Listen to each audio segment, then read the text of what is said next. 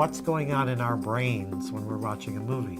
And if a writer and a filmmaker can understand that, they will be able to use that to manipulate the audience the way they like. If you're an aspiring writer, then, or a producer who's working with a writer, well, you need to distinguish yourself from everybody else who's doing the same thing. So if you're doing exactly what everybody else is doing, then you're potentially setting yourself up for a difficult road. It's difficult enough. You got to learn the rules before you break the rules. And I listen to this and I think, well, I know the speed limit's 55. Does that mean I can go 70? You know, the audience, they do applaud and they do pay you if you do it. The most basic, the most fundamental task of a storyteller is keeping the audience wondering what's going to happen next. And if you do that, you can take them anywhere you want. And I have been a screenwriter and a teacher of screenwriting for many years. And in my background, I studied at Columbia University in their grad program with Frank Daniel and Milos Forman, were the co-chairman at the time. And I learned the screenwriting craft from Frank Daniel, who's later went on to be the dean of USC and was the inaugural dean of the American Film Institute. I worked for a while, knocked around New York, wrote stage plays, wrote screenplays, and eventually moved out to California and was able to get an agent, and then he was able to, well, I got some small-time jobs as a writer, rewriting a project, that kind of thing, and then I was able to get a project made by a subsidiary of Paramount, a mystery thriller based on a real story, and it was with Bruce Boxleitner was in it, Robert Culp, Laura Johnson, that was distributed by USA Network, and then I had a kids action movie a few years after that, which I was able to sell on a pitch of a story. Began as a different script, and in the process of pitching it, I turned it into a story that the producer seemed more interested in. Two of the minor characters in my thriller pitch were children, and he liked the children characters the best, so they became the main characters of the revised pitch, and that was a kind of a cross between Home Alone and Indiana Jones.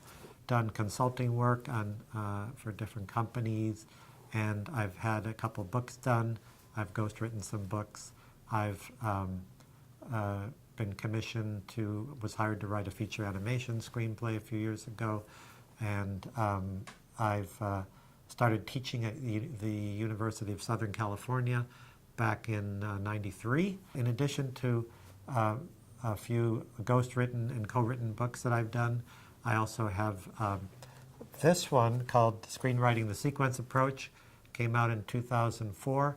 Sequences are a particular approach to organizing your material in a feature screenplay, and it was really the hook that I used to get into other things that I'm really interested in when it comes to screenwriting, which is basically, how do they work? How does it work? I take a practical approach. And a sequence is a tool by which you can organize the material, and then within the sequence you can do all kinds of magic.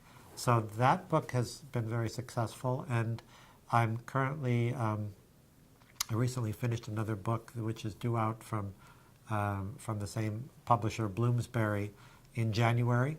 It's called The Science of Screenwriting. I teamed up with a psychology professor named Connie Shears, and what we did was look at what is the physiological basis of screenwriting and movies. Why are they the way they are? And it's really because human beings are the way we are. What's going on in our brains when we're watching a movie? And if a writer and a filmmaker can understand that, they will be able to use that to manipulate the audience the way they like. And they'll also understand, because there are a lot of books on screenwriting out there, well, how do you tell if you have contradictory advice what's the way, how do you navigate that? And my answer is, well, you look at what is immanent, what is central to human beings, that's in us, that is common to all of us, and then work outward from that. So you can see certain patterns in, screenwriting might be a fashion, a fad. Other things stay with us. And the reason things stay with us is because it's based on how we think, how we process information. If you're an aspiring writer, then, or a producer who's working with a writer, well, you need to distinguish yourself from everybody else who's doing the same thing. So if you're doing exactly what everybody else is doing, then you're potentially setting yourself up for a difficult road. It's difficult enough. But how do you distinguish yourself?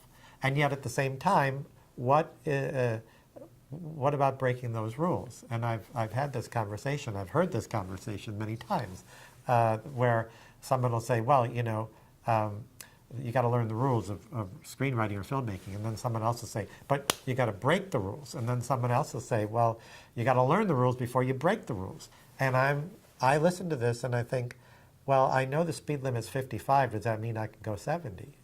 Because I know the rules, so I should be able to break it. It doesn't make a lot of sense. So what I say is this, that if you follow the rules, then you are subservient to the rules. You're looking up, and that's where they are, okay? And the problem is that rules, let's say you follow them exactly. Rules don't applaud, and they don't pay you anything. All you did was you followed them. What's the effect of the choice I'm making on the audience? If you start with that, like what is the effect I want to achieve?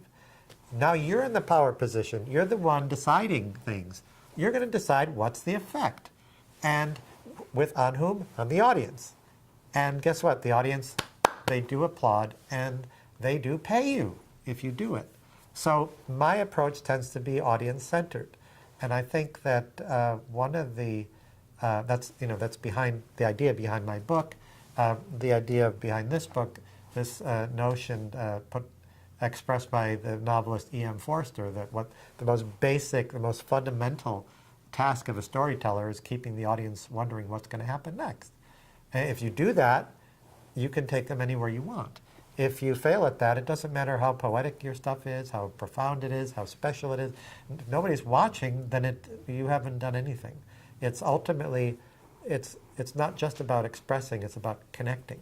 How do we regard an audience? And by audience, I don't mean a particular demographic. I mean a normal human being sitting in a theater or watching at home. And so there are certain things you can learn, how people watch things. I think one of the most important is that it comes from, you'll read about it in my book, should you choose to get that. It comes, and I'm not the first one to come up with this. There are some terrific works out there that discuss the idea of constructivist psychology. What is constructivist psychology? Well, when we go through the world, we see all kinds of things. We're stimulated by everything that comes into our eyes and ears, and we process it. And our brains aren't big enough to process absolutely everything. So we do shortcuts. We see a clue, and we come to a conclusion about it.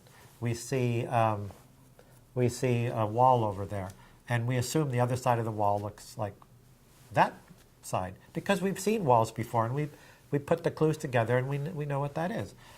You come across you're walking along the sidewalk, and you suddenly see a black mark there. You might think it's a hole, because it's different. You pick up the clue.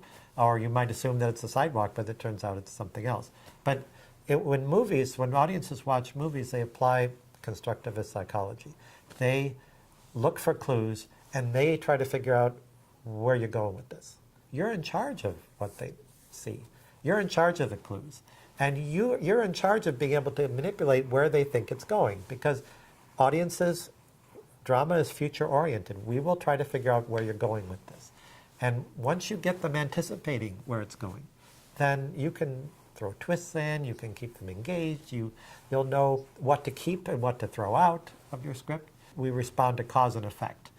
somebody does something and it triggers something else that leads to something else. If you have cause and effect in your narrative, in your story, in your screenplay, people have an easier time following it, the action. They won't get lost. People like to know why people are doing things. If you make it clear to the audience why somebody's trying to get something, then it's much more comprehensible. Again, we won't get lost. There is something called a mirror neuron. A mirror neuron is when you're eating a piece of chocolate cake and enjoying it, the same neurons that are firing in your brain that say yes are going off in mine, and I'm sympathizing, connecting with you. So if a character on screen is going through danger, we have this same sense of danger. So these are little things that you can look at and see how can I use that. There are examples of successful pictures, and I don't want to give it away, but this is a while ago, but Psycho has a certain approach to a main character that's unusual in that we don't meet the main character until, I don't know, 30 minutes into the picture. Well, isn't that a violation of the rules? Well, yes, but if you can manage the audience in other ways, connect us with a different character, give them a motivation, maybe a motivation that's a mistake. They're making a mistake. What's going to happen to them? We're hopeful. We're afraid. We're going to follow it. We're not worried about whether the first act is long or short, or we're interested in what's happening in that moment. And then once you get to the big twist, again, I won't give it away in the case of Psycho, then other mechanisms are being used to reconnect us with a different character, the one that we didn't know about. So that would be an example of understanding innately in that case what it is that is causing people to connect with a character or with a story, and using that to twist things in different ways that are unexpected and therefore are fresh and therefore can create, make history, which is what every good producer wants to do. They want to make history. I'm going to look at whose story it is, who this character is, who I'm going to spend time with, and then typically the way I look at it is it's kind of an ancient formula. Does the story fit the characters? Does the character fit the story? Is the character fully tested? Are the problems fully realized in it? Is there enough there for a feature, or is this more of a short film idea?